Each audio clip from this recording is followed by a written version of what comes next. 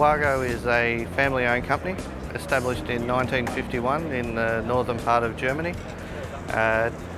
In the same year, in 1951, WAGO released its first spring-type terminal, and since then this has become a trademark for the WAGO products and also an industry standard for this sort of connection.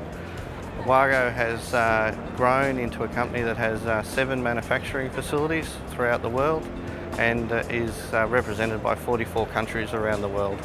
WAGO Australia has come on board in March of this year to become the 44th country, and we've done that to improve our presence and the product availability within the Australian market.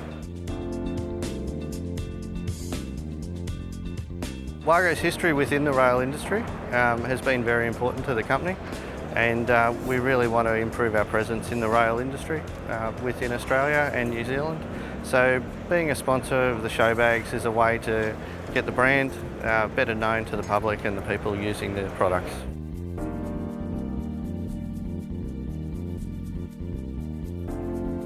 What we're seeing is the rail industry is obviously getting more and more competitive globally.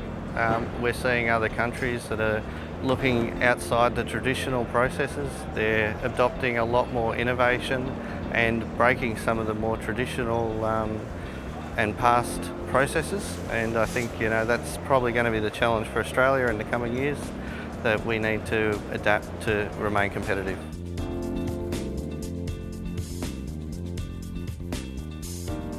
Yes, there is, and there's also a lot of old technologies as well which have been around for 5 or 6 years that haven't previously been seen that much in Australia.